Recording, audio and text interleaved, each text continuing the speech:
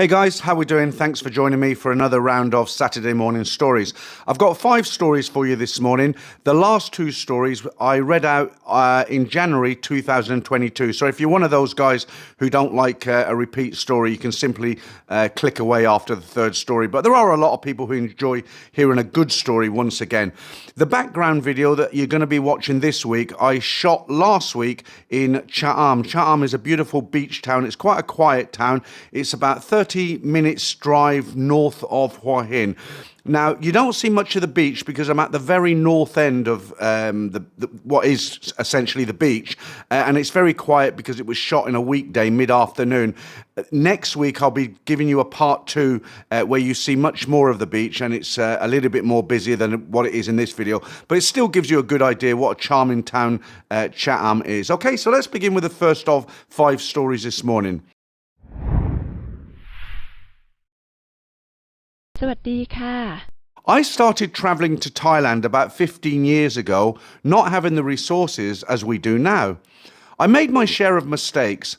I have many stories from my experiences, but most of them are the usual ones involving bar girls, freelancers, go-go girls, tuk-tuks, taxis and massage shops. I have 2 stories over the years that I find memorable and one that is currently ongoing. I will start with the one that is currently ongoing and work backwards from there. It shows that if both parties are honest and set boundaries, a good non-drama girlfriend experience can happen.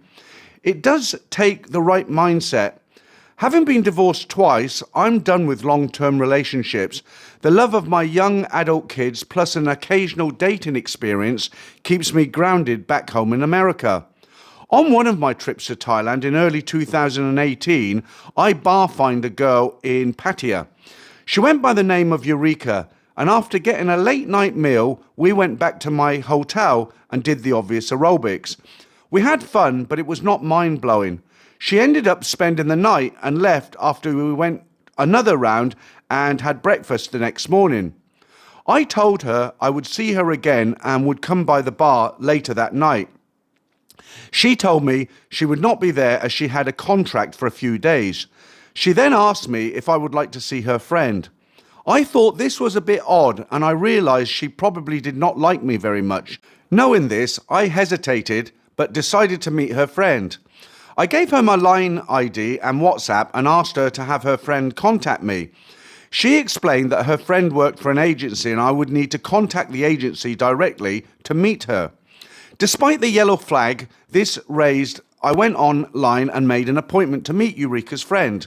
The fee to meet took for a short time was a little more than a bar girl when you added the bar fine, but her looks really caught my eye and I wanted to meet her. With some nervousness and hesitation, I booked a date with her. She met me at my hotel and provided her information at reception. I was pleasantly surprised to see that she looked exactly like her pictures. Honestly, I was not expecting that based on previous experiences back in America. Our time behind closed doors was great, and I asked her if she would spend the night with me. After negotiating a reasonable rate, she agreed but said she needed to deposit the money as that is how they are tracked. I'm not sure what I was thinking, but I gave her one of my hotel room keys so she could let herself back in without me having to meet her at the elevators. About an hour went by and I started thinking she was not coming back. However, I noticed she had left her backpack in my room.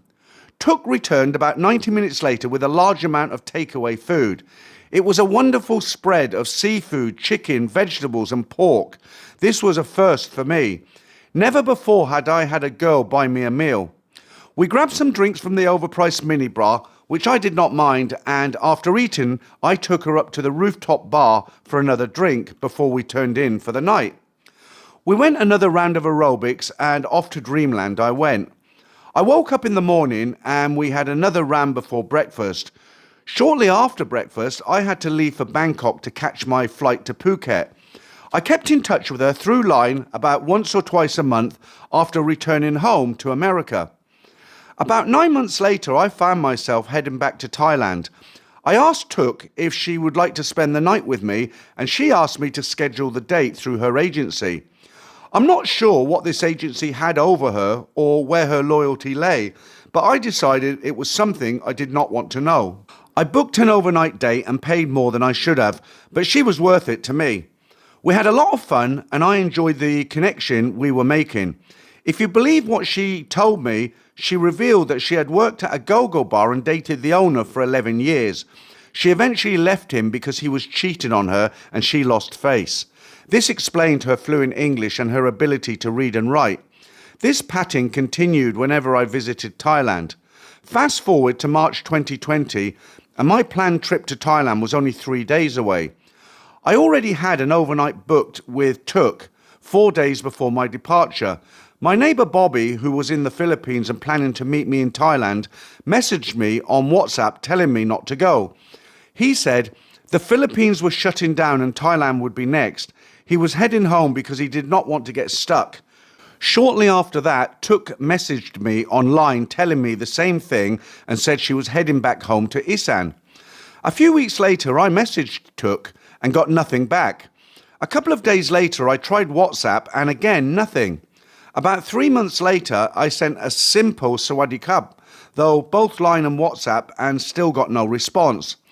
By then, I assumed she was with one of her many Farang boyfriends or sponsors she probably had. I'm not naive.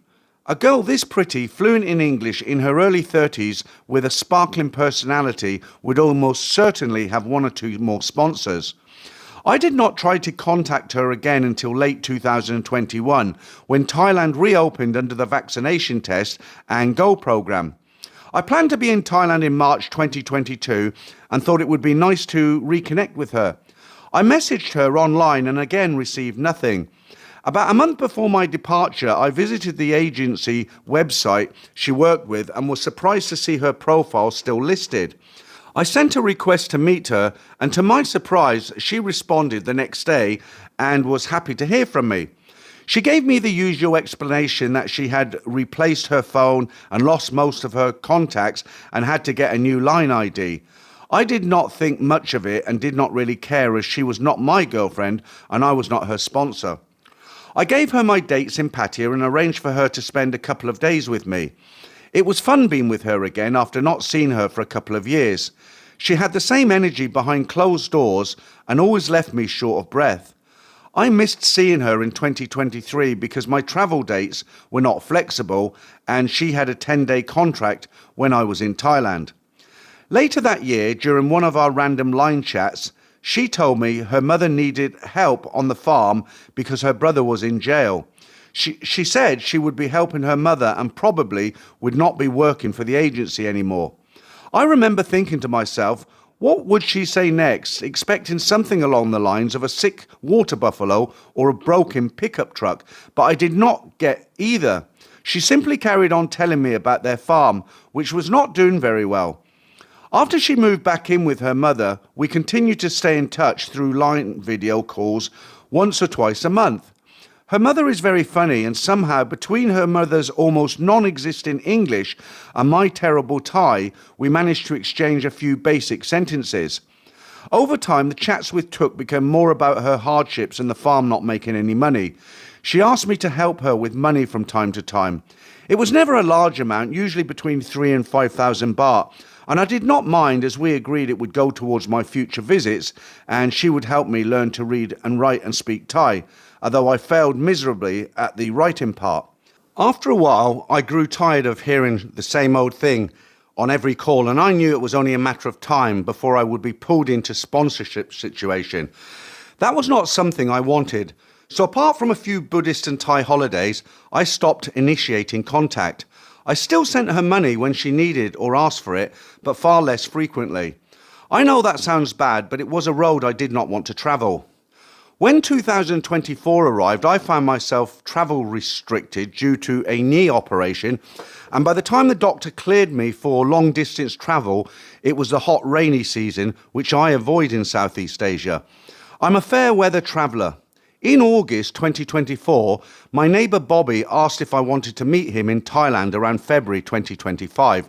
Without hesitation, I said yes and told him to send me the dates. I made my travel plans and decided to contact Tuk.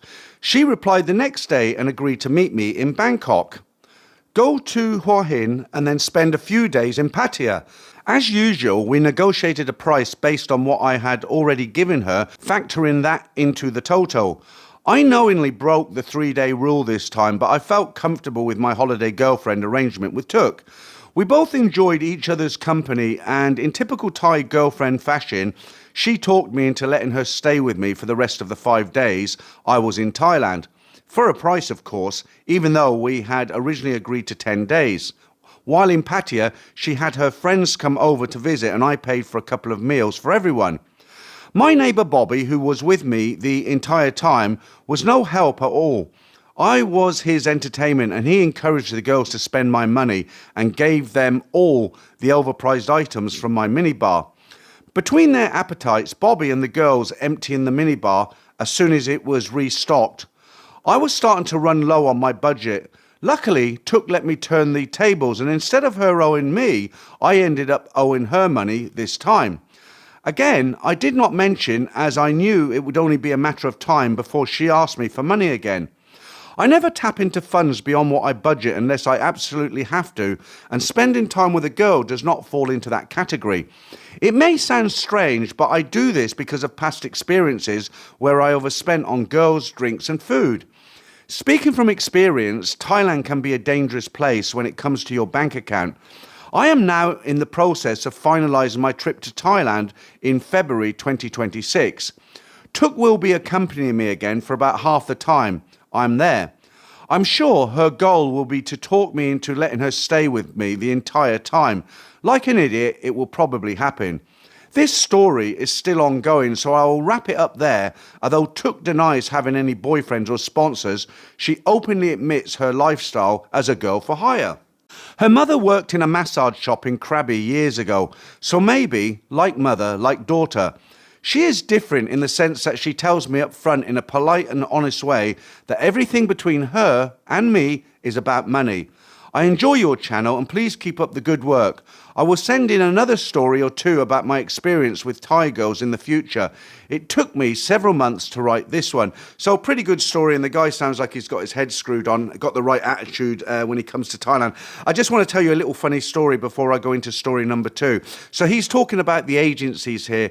They all sprung up when the internet kind of boomed. Everybody went online. Well, not everybody, but a lot of people go online, look at pictures, choose a girl, and that girl can turn up at their hotel. But years ago, obviously, it was all magazines and freelancers, bars, that sort of thing. But the funny little story I want to tell you, I remember I was sitting in a cafe with an outdoor area on Sukhumvit. I think it was around Sukhumvit Soi 15. And there was a girl sitting on a table in front of me, and she had 4 phones, like just sitting on the table in front of her. And every sort of minute or so, she'd check each phone. And I couldn't figure out what it was. And it finally kind of hit me in the head like a rock. What she was doing, she was with 4 different agencies, and she was watching 4 different phones. And she was sitting there waiting for an agency to call to send her to a client. It's amazing, really, when you think about it. Okay, let's go into our second brand new story on this channel for this Saturday morning. Thailand is a big, beautiful, safe, warm country. Many of its women are beautiful too. I moved here from the US when I was 63. That was 2.5 years ago. Thailand can teach you a lot about yourself, but you're going to think it's about the girls. You lived in a very different culture before you got here. Whether you're an expert or a vacationer, that makes it hard to separate flirtation from culture. Thais, even toddlers, are taught to show respect to older people. And why them? When I say older, a 20-year-old Thai barbel will address her 22-year-old co-worker as P. P basically means older sister, and she'll do this out of respect as her co-worker is older than her. Long before you got here, the default social posture was respect. Even during brutal boxing matches, the combatants are constantly touching gloves and whying each other. After the bout, they hug like siblings, both bloodied. The language even has a polite modifier, ka or krab, to soften the end of a sentence. It's soft and impolite to say no here, so Thai say mai chai, no/yes. How does all this affect dating and help you find a normal girlfriend? It complicates it. So does the overlapping elephant in the room, face. When you see those girls in banks, juristic offices, clothing stores and real estate offices, they see 55-year-old men. while their supervisor is 8 feet away, you're encountering them in tourist cities, in service industries. So out of respect, they soften their voices, duck when walking in front of you, scamper to your table to serve you, and aren't confrontational. You often will make the mistake this is for either romantic interest or being single, when in fact they treat 50-year-old Thai men the same way. The gestures you sometimes assume are flirtatious are them doing their job well in a very face-based society, and also done by men in the same jobs. You just don't notice it when the condo security guards and hotel front desk guys do it. Plus, you're around way more women than men. Barbershops, restaurants, BART buses, and massage parlours. The other misconception is that all these single women divorced unfaithful Thai men to become eligible to date Farang, or that they're all dying to meet expats and being finally saved by you. If that were the case, how did 71 million Thais get born? Who do single Thai men date? Very few Thai women have ever dated a Western man. Bangkok has a population of 11 million. Look at the couples in the coffee shops and on the BTS and MRT. I know you can't speak Thai, but watch the couples on the soap operas when you're browsing through channels. Check out the lovebirds in the hot pot restaurants. Ask Thai men if they think women here are submissive and traditional. You're projecting Western baselines on a culture rooted in respect. No judging, and you're free as an adult to do what you want. You're going to do it no matter what I or anybody else tells you, or dozens of other YouTubers and expats warn. But if you have alcohol issues, or fetish Asian women, or move here without hobbies or remote responsibilities, this isn't a good fit. You're going to find hours of free time a day, cheap beer, and human girls with complex priorities. Geography distance families, including their parents and their own children, are more years ahead of them than behind you. The safety and respect and recognition of seniority here is a beautiful thing if you take it for what it is and don't assume you're here to save anyone. Use the year-round warm weather, low-cost food and lovely view from your condo balcony to save yourself, your pension, your health as you age and your sanity. If you prioritise that, just like Thai women think survival and family first, the dating and the relationships will take care of themselves. Organically, not from thirst, depression, fantasy, or escapism from the West.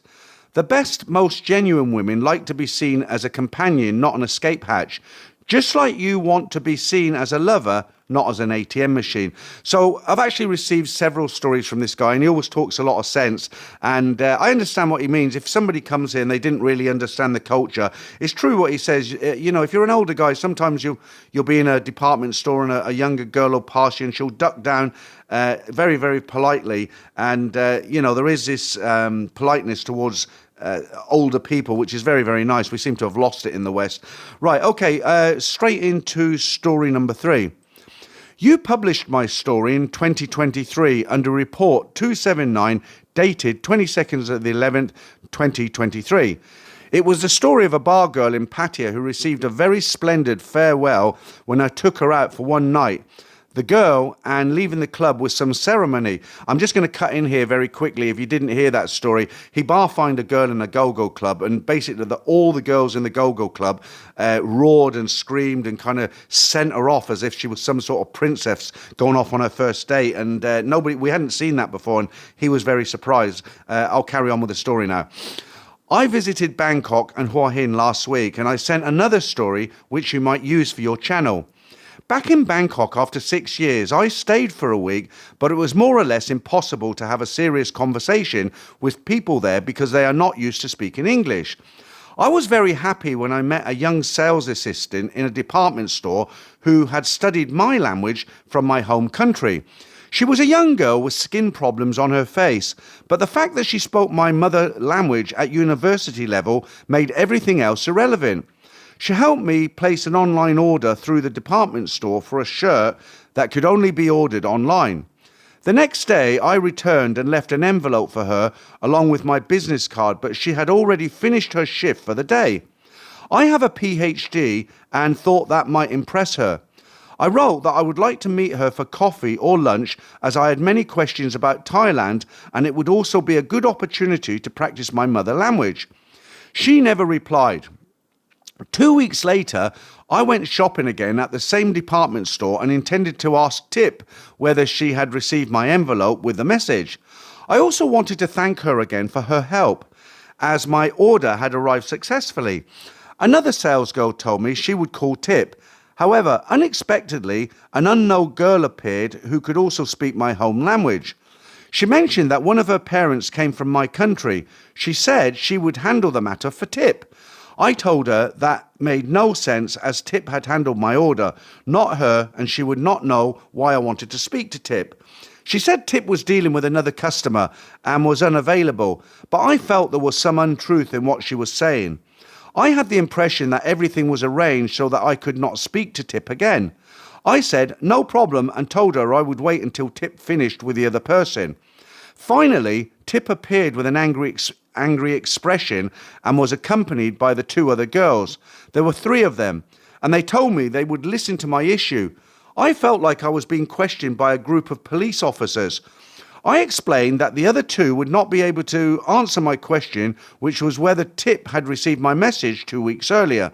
My second reason for meeting her was to tell her that the online order had gone through successfully thanks to her help, as I cannot speak or read Thai, and that I wanted to thank her personally. They replied, "Oh yes, we do know because we know about the message." They also told me this was not the place to leave a message like that. I interrupted them and said they did not need to worry because I would be flying back to my home country that night anyway. I then left. They began performing their thank yous, which in my opinion were completely inappropriate after such an unfriendly encounter. I was left wondering which taboo I might have broken in their view. I was simply happy to have met someone who spoke my language in a foreign country, and when I could, ask a few questions about her country.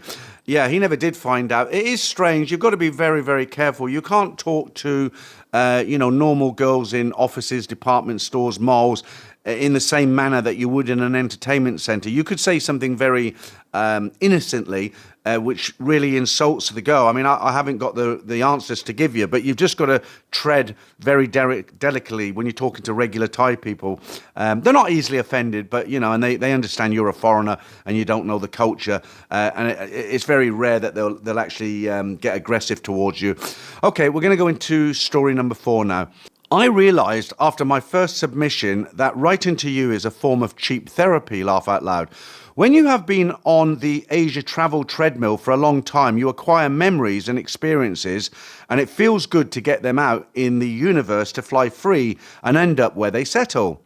I just passed the 60-year mark, and one tends to reflect sometimes. Thanks for providing this platform. Before I get to my next story, one thing I've asked myself is, why do I keep returning to Asia after so many tours in 35 years of doing so? Well, I'm not a drinker, nor do I do substances, which I mentioned in my first submission.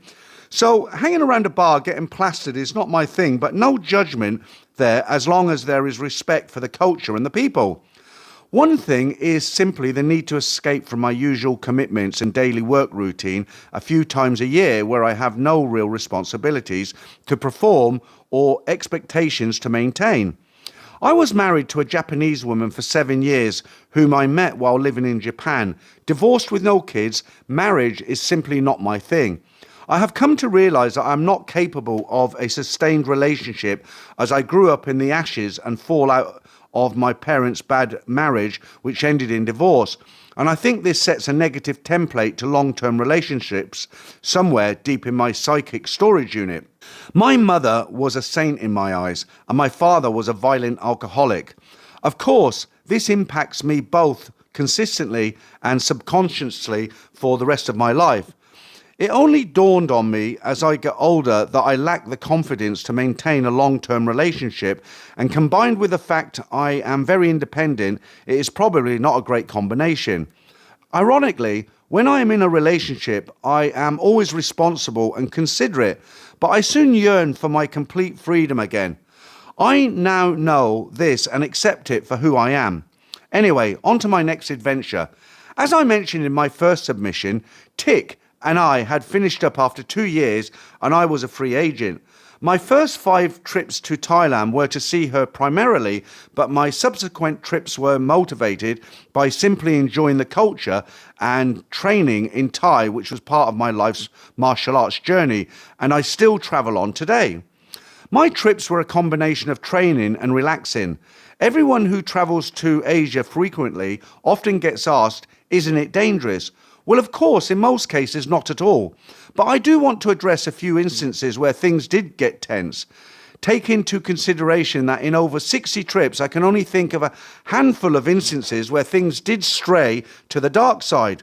I'm quietly confident in my ability to look after myself. In my early 20s, I worked as both a bouncer and a bodyguard for a few years before moving from New Zealand to Japan, and never stopped training in the martial arts since the age of 11. I'm not very imposing, average height, but I was very fit back in the day. Please don't take this as bragging, as I'm just trying to give you some background of who I am. The year was 1989, and 2 weeks before leaving for Thailand, I happened to be reading the Japan Times newspaper, which was a daily routine on the train. I read an article warning travellers to beware of going to Thailand, as some people had simply disappeared between arriving at the airport and going to their accommodation. Bodies were found, and other times no one ever turned up. Police suspect a taxi gang were operating this sinister operation. I didn't think much of it at the time and continued reading the paper. 2 weeks later, and my plane touches down in Bangkok, and it was the last to arrive that evening. Everything went smooth through customs and immigration. I was pumped to be back. I might mention that sometimes I travel with friends and other times alone. This was a solo trip. I was to stay in Bangkok for 2 nights before flying to Koh Samui. As soon as the doors opened to let me out of the airport, the senses were intensely engulfed in the Bangkok groove. A combo of smells, heat and emissions that smack you right in the face. I loved it. I get in the taxi, tell him to go to the Malaysian hotel, my then place of choice. Bartered a price, and off I go into the night. I knew the route pretty well by then, but around 10 minutes in, the driver took an off-ramp road, and I asked him what he was doing. He replied, shortcut. I gave him the benefit of the doubt for a few minutes until I just knew we were heading away from the general direction of where I should be going. The streets were getting narrower and the lights dimmer. I said in a strong voice to turn around and get back on the freeway. He stopped communicating altogether, and in an instant, I knew something bad was about to go down very soon if I didn't do something, as the article I had read a few weeks earlier flashed through my mind. I shook his shoulders firmly and asked him to stop. He didn't answer, and he tried to pull my hand away. I then grabbed him in a rear naked choke and slowly squeezed, as I didn't want him to just pass out while driving. He slammed the brakes on and came to a stop, and we struggled. I now put the pressure on until he went unconscious. I kept it on for a good 10 seconds, which I knew would allow me about 20 seconds for the blood and oxygen to fill his brain back to a conscious state. Adrenaline pumping, I quickly grabbed my suitcase, carry on, and ran like a man possessed. I stayed there another 20 minutes or so until, with great hesitation, ventured out. I could see some streetlights in the distance, and I followed them until I hit a main connecting road, the whole time hoping me old mate wouldn't make an appearance.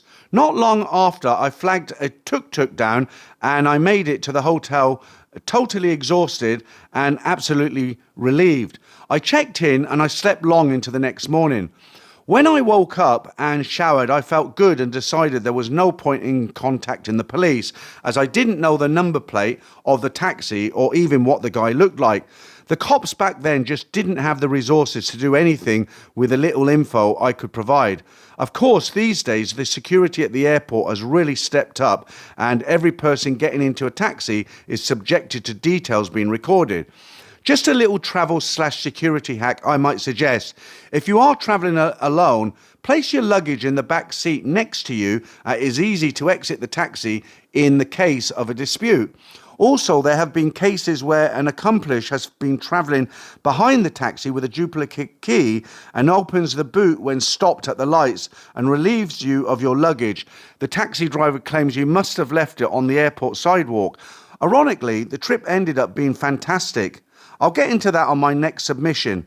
So just before I get into his second story, the thing about the guy following with a second key and opening the boot and then the driver saying, oh, you left it at the airport. I'm not saying the guy's lying, but I kind of find that hard to believe that somebody wouldn't notice the boot of a car being open. You know, if you're sitting in the back seat, somebody puts a key into the back boot and opens it, relieves you of your suitcase and slams a boot, you're going to hear it, aren't you? You're going to look round. It's just natural. So I'm not sure about that part of the story. Now, the other part of the story where he was led away into the night, where something bad was going to happen to him, I've never heard about this happening in all the years. I first stepped onto Thai soil in 1991. I came to work here in 1994. From then on, I've been visiting many, many years. And I've never, ever heard of people disappearing like this. I'm not saying it doesn't happen. I haven't heard of it, but I can pretty much say these days Thailand is an extremely safe place to visit. As the guy said, when you come through the airport, everything's CCTV. You have to take a ticket, which matches the taxi you get in and the driver. So that just does not happen, full stop now. Right, let's get into our fifth and final story of the day. Another dangerous experience was not in Thailand, but the Philippines. I will quickly tell you what happened if you kindly indulge me, as it haunts me to this day. A few years earlier, I was contracted to teach the special branch of the police group on certain criminals, twice a year for a few years, which were conducted in Manila. The captain of the team was a nice guy and told me some horrendous encounters he had dealing with criminals that stick with me to this day. Little did I know I would have my own horrid event a few years on.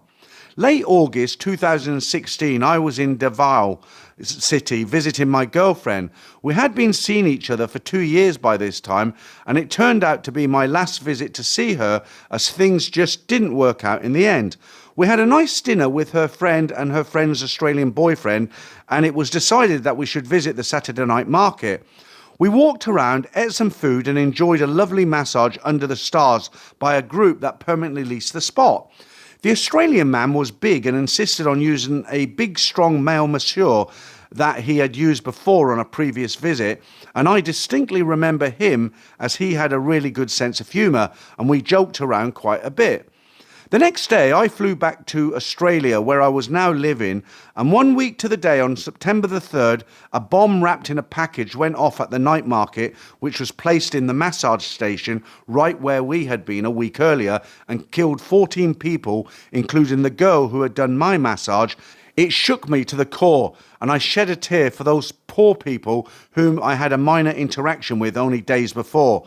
I want to conclude that despite the above bad experience, I hope the readers do not get turned off travel. Remember, most of my trips were awesome, and I had some fantastic times. For the most part, I felt completely safe as long as you are mindful, respectful, and use common sense. If you do like a drink and have had too much, please organise a safe passage home, because walking the back streets drunk is a very dangerous move. It's just a numbers game, and once in a while something just happens and a twist of fate intervenes.